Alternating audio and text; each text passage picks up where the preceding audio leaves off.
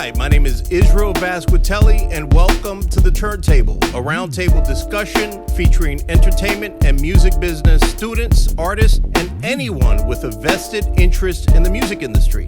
And today we have four amazing panelists. I want to introduce them.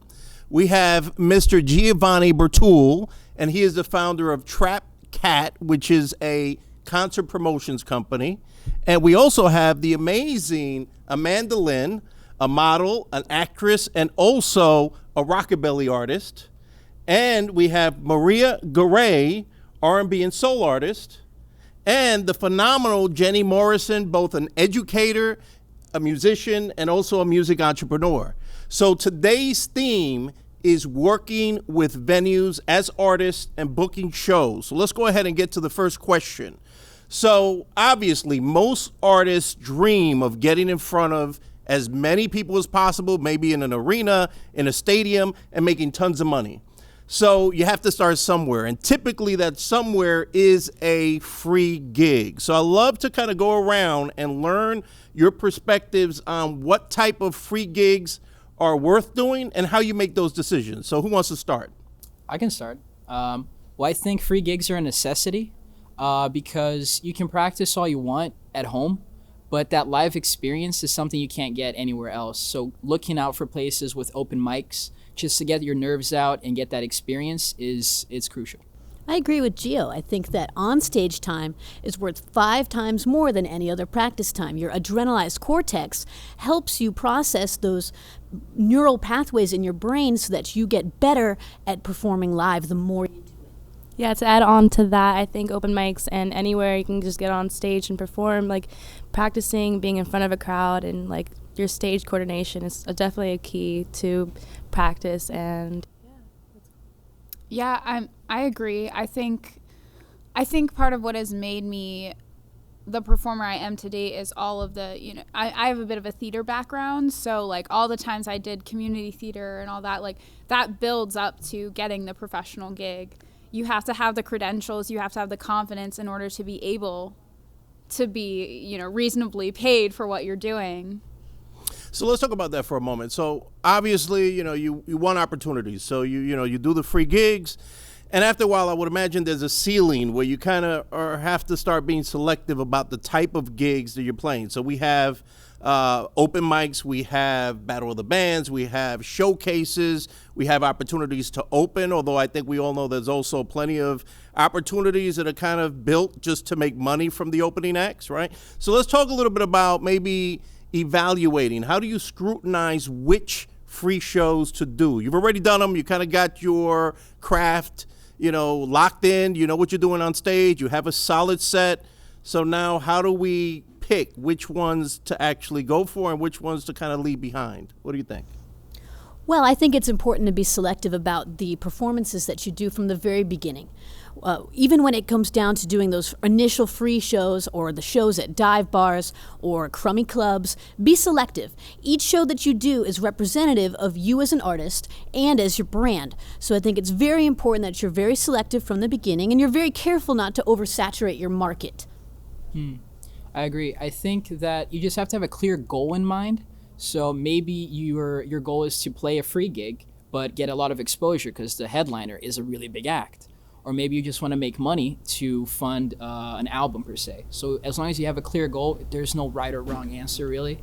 Yeah, that's what I think. I agree with both what they said. The exposure, one thing, and like the scene, the setting, with the type of crowd that you're surrounding yourself with, and is that the type of image that you want as an artist? So I think that's really important as well. Yeah, I think you have to kind of gauge if whatever you're going out for has a value to you. Not just play a free show to play a free show, but okay, if you're not getting paid monetarily, what is it that you're getting out of doing that particular thing? And it goes back to what's your goal, Is it worth doing a opening for free for a group that you're hoping might decide to take you on tour and pay you later? Things like that. Indeed. So that's a great segue to, how do we, if it's not monetization, how do we get value out of these gigs? So if you guys don't mind maybe sharing some tips as to how you might make it worth your time and effort and your art to actually go out there, do a free show, but you're getting something in return other than the experience? You're getting something, even if it's not money. What else could it be? Content, definitely. Filming your gigs is a great way. Just upload all that onto YouTube so people can see you, and you can get royalties or AdSense money from all those videos, and it piles up, and that can help fund future albums and EPs. I think collecting content for your artist is fantastic, or for you as a musician, just an absolute asset. But in addition to that, live performance is where you distribute your vibe, it's where you distribute your music, and it's where you distribute your merch. So sometimes, as we were talking about weighing the value that you can get out of each particular show, one of those is that you can recoup any investment that you've made into doing this performance, hopefully get it back in merch. Right, Eric, and making that connection with the people who are there at the event and getting that connection with the fans and having them, oh, I like your music, let me follow you on a social platform that you're on, and the merchandise and a few giveaways or whatever, and that really will make them remember that experience with you. Yeah, I've had the term thrown out a lot, like fake it till you make it. It's that just the very act of showing people you're doing things shows you're serious about what you're doing, that you're committed to what you're doing and have dates on your calendar, that you're not just saying you're a singer-songwriter and not doing anything with it. Indeed. Speaking of that, I mean, what kind of tools do you recommend? So obviously we have a plethora of platforms online that cater to independent musicians. We have places like Sonic Bids, where you could create an EPK, or Reverb Nation, Bands in Town. What are your thoughts, or maybe what are your suggestions for tools to use to help bridge that gap between, just playing and playing to get paid? What do you folks think? Well, I think that the number one thing you need to do first is to have a product, essentially a lot of songs. And once you have at least 15 songs that you can work with, then you can start thinking about creating an album, maybe releasing it through TuneCore, CD Baby, using those tools to get a nice distribution and get your music out there, essentially. I think as far as reaching the other person that you're trying to get a hold of, whether it's the talent buyer, my rule of thumb is always to email twice. If you don't hear back, call the third time. There's still a fine line between persistence and annoyance in the music industry, and it's great to be aware of that. Yeah. That's cool. You don't want to come off as annoying or anything, but being persistent and making sure that you make those connections and be able to perform in those places. Yeah, just keep talking to them. So what about, I would imagine clearly social media plays a big part in creating that digital footprint online. And someone's just not going to take your word for the fact that you're going to fill the house. They're going to do some research.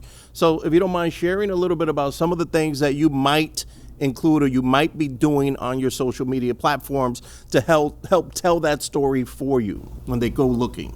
Right. I create a lot of music and stuff, and I do a lot of music things online and everything. And I feel like people are, yeah, she can sing good or whatever, but it's like I feel like they don't really know who I am as a person. I feel like putting my personality, who I am, can also attract those fans and to get me to know me on a personal level. So I'll do starting out with blogs and vlogs and stuff where I'm recording kind of like a day in the life, and the people can actually get to know who I am and just do fun bits and stuff, or pranks, and they get that kind of vibe from you where it's oh, okay, I think she's pretty cool or whatever.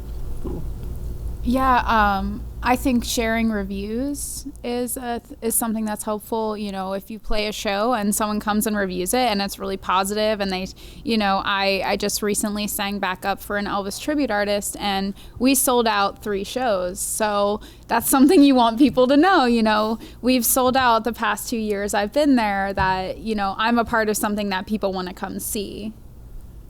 Sometimes when we look at social media, we think of creating content.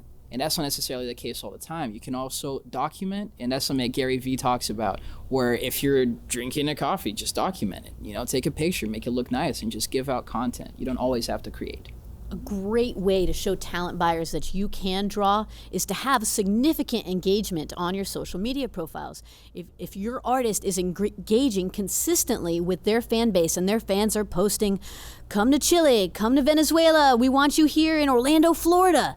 If they see that, and it sees the artist interacting with their fan base, they'll know that, wow, this artist really does care and is building a fan base brick by brick. Awesome, invaluable tips. Thank you so much.